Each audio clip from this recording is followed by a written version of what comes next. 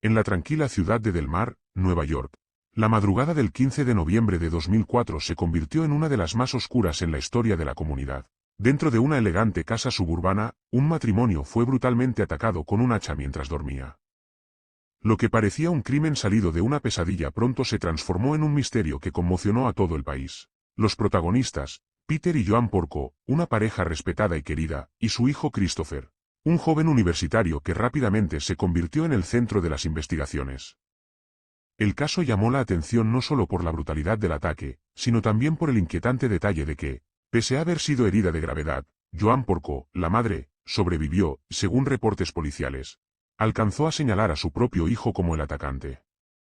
A partir de ese momento, el drama familiar se mezcló con un juicio mediático que expuso secretos, contradicciones y un retrato perturbador de un joven aparentemente normal. Este caso no solo expuso la fragilidad de los lazos familiares, sino que también dejó preguntas difíciles de responder, ¿qué lleva a un hijo a atacar a sus propios padres? ¿Fue Christopher realmente el culpable o quedó atrapado en un cúmulo de evidencias circunstanciales? La familia Porco era vista como un ejemplo de estabilidad y respeto en Del Mar. Peter Porco trabajaba como funcionario judicial en la Corte de Apelaciones del Estado de Nueva York, un hombre dedicado, disciplinado y conocido por su rectitud. Joan, su esposa, era una enfermera reconocida por su bondad y cercanía con los pacientes. Juntos habían construido una vida de trabajo duro, valores sólidos y amor familiar. Tenían dos hijos, Jonathan, un militar ejemplar, y Christopher, el menor, un estudiante universitario con un futuro aparentemente prometedor. Sin embargo, detrás de esa imagen de familia perfecta existían tensiones. Christopher, aunque carismático y sociable, había mostrado problemas de conducta, mentiras, irresponsabilidad financiera y conflictos con sus padres. Había acumulado deudas, falsificado documentos y, en más de una ocasión, se había enfrentado a la desaprobación de su padre. Aún así, nada hacía prever lo que estaba por suceder. La relación entre Christopher y sus padres parecía deteriorarse con el tiempo, sobre todo cuando la familia descubrió fraudes cometidos por él en tarjetas de crédito y préstamos estudiantiles.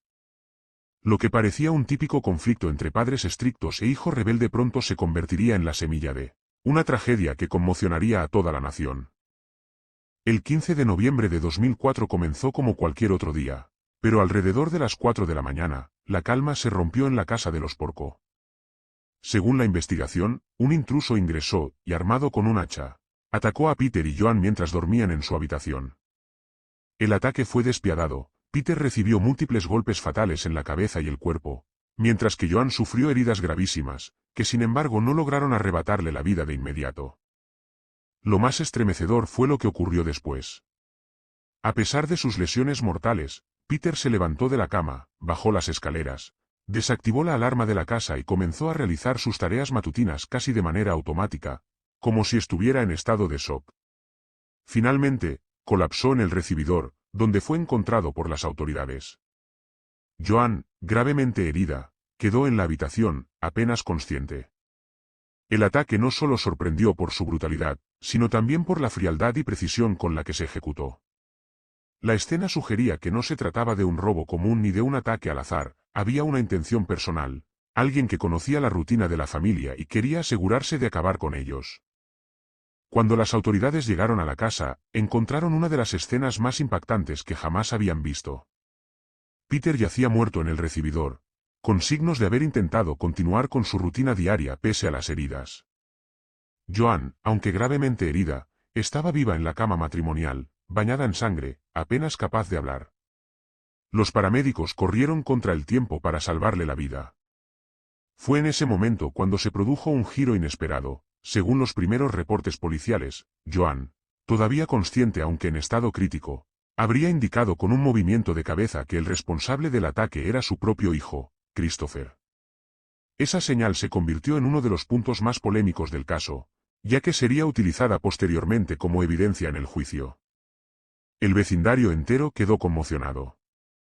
Nadie podía entender cómo una familia aparentemente ejemplar podía ser blanco de semejante brutalidad, y mucho menos que las sospechas apuntaran hacia uno de sus hijos. La noticia rápidamente se propagó por todo el estado de Nueva York, y pronto los medios nacionales comenzaron a seguir el caso con intensidad. La investigación comenzó a centrarse en Christopher casi de inmediato.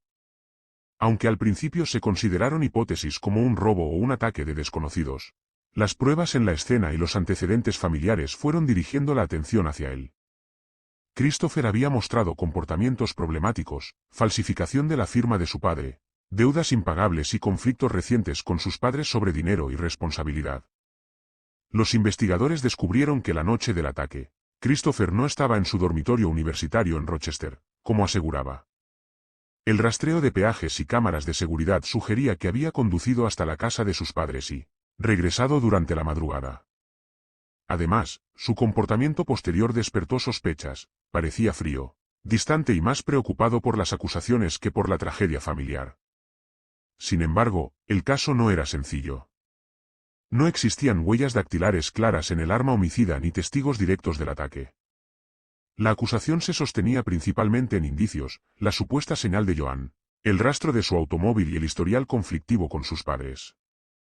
Esto abrió un debate. ¿Eran suficientes estas pruebas para condenarlo? El caso de Christopher Porco llegó a juicio en 2006 y rápidamente capturó la atención nacional. Los fiscales presentaron un retrato de un joven narcisista, irresponsable y motivado por el dinero. Según ellos, Christopher veía a sus padres como un obstáculo para su estilo de vida despreocupado y, desesperado por mantener sus mentiras financieras, decidió eliminarlos. La defensa, por su parte, cuestionó la validez de la supuesta señal de Joan desde la cama, argumentando que en su estado crítico era imposible que hubiera identificado claramente al atacante. Además, recalcaron la falta de pruebas físicas directas, no había huellas, ADN ni testigos presenciales que vincularan a Christopher con el hacha homicida. El juicio fue un espectáculo mediático. La imagen de Christopher, joven, atractivo y con apariencia de buen estudiante, contrastaba fuertemente con las acusaciones de parricidio. El público se dividió, algunos lo veían como un monstruo capaz de traicionar a su propia sangre, mientras otros pensaban que estaba siendo víctima de una acusación basada más en su reputación que en pruebas concretas. Tras semanas de testimonios, pruebas y argumentos, el jurado emitió su decisión. Christopher Porco fue declarado culpable del asesinato de su padre y del intento de asesinato de su madre. La sentencia fue clara y contundente, una condena de 50 años a cadena perpetua, sin posibilidad de libertad condicional inmediata. El veredicto generó un fuerte debate. Para muchos, la justicia había hecho lo correcto y un parricida peligroso quedaba tras las rejas. Pero otros cuestionaron si la condena se basaba en evidencias suficientes o si había sido dictada bajo la presión de la opinión pública. La figura de Joan, quien sobrevivió y posteriormente aseguró no recordar haber acusado a su hijo, se convirtió en un punto de controversia que sigue generando dudas hasta hoy. Con Christopher tras las rejas, el caso cerró legalmente, pero no moralmente. La sombra de la duda quedó flotando en la opinión pública, y el nombre de Porco pasó a la lista de los crímenes familiares más comentados en la historia reciente de Estados Unidos.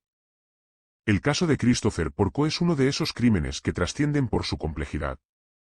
No se trató solo de un asesinato brutal, sino de un drama familiar cargado de contradicciones, amor, traición y un final trágico. La figura de un hijo que pudo haber tomado un hacha contra quienes le dieron la vida es una imagen que sigue estremeciendo. A día de hoy, Christopher cumple su condena en prisión, mientras Joan, que logró sobrevivir, lleva consigo las cicatrices físicas y emocionales de aquella madrugada. Su postura cambiante respecto a la culpabilidad de su hijo continúa alimentando debates. ¿Realmente fue él, o la justicia se apoyó demasiado en indicios? Más allá del veredicto, este caso dejó una lección inquietante. Incluso en las familias más respetadas, las tensiones ocultas pueden crecer hasta convertirse en tragedias irreversibles.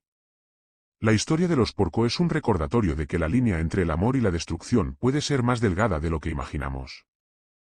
Este caso nos deja con más preguntas que respuestas. ¿Fue Christopher realmente un parricida frío y calculador, o la justicia se apoyó demasiado en pruebas circunstanciales? Déjame tu opinión en los comentarios, quiero leer qué piensas. Y si te gustan las historias de crímenes reales, no olvides suscribirte al canal, activar la campanita y dejar tu like para que sigamos trayendo más casos impactantes como este. Nos vemos en el próximo vídeo.